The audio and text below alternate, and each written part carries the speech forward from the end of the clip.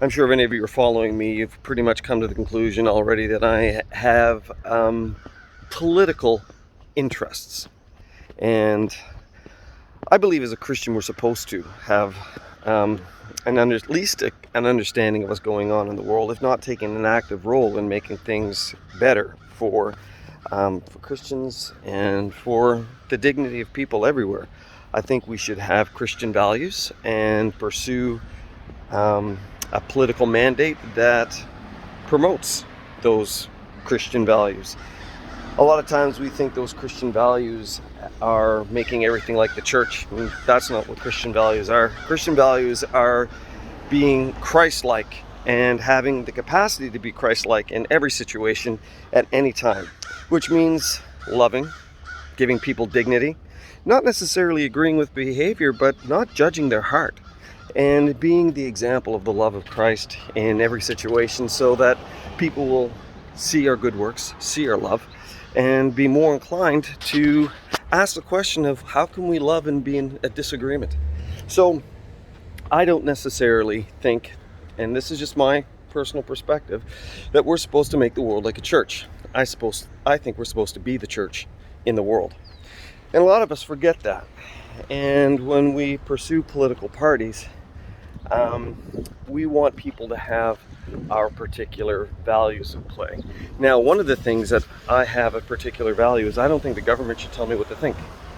I don't think the government should tell me what to believe. I think the government should tell me how I need to behave in a civil society. And to a certain degree, I am under the obligation by God to be obedient to those instructions. Sometimes they're difficult. Sometimes I think they're counterintuitive and counterproductive.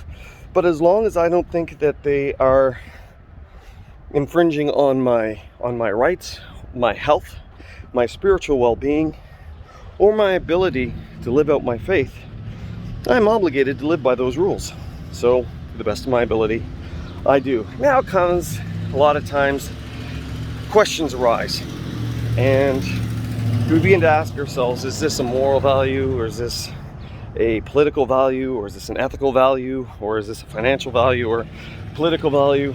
And we have all these questions about what is motivating the values that are motivating the ideas that are motivating the principles that are motivating the legislation that are motivating the laws in our country. And it's important for us as Christians to be involved in that. I think to a certain degree we need to have faith in our governments that they're going to act ethically, that they're going to listen to their constituents, that they're going to represent in the way that whatever government system they have ascribed to, they're representing ethically and with character and distinction. And it's a high calling, isn't it? We don't see that a whole lot. We don't see that south of the border. We don't see that north of the border. We don't see that on the other side of the pond. We don't see that anywhere. It seems to me that these days political parties are more interested in pushing a mandate that is beyond their scope. The abortion issue is a huge one. And I am pro-life. I make no bones about it. I believe that we need to protect the vulnerable, and that means our seniors, and that means the unborn. And when a government decides that they're not going to protect the unborn or protect the vulnerable, then I take umbrage. And I think there's a problem. See, it doesn't really matter what the personality is of the politician.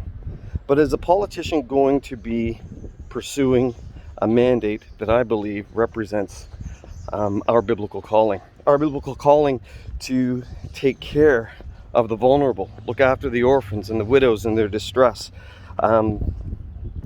Jesus said, whoever causes one of these, the least of these, to stumble, it's better for him to put a millstone around his neck and to be thrown into the deep. God is calling us to stronger, higher calling.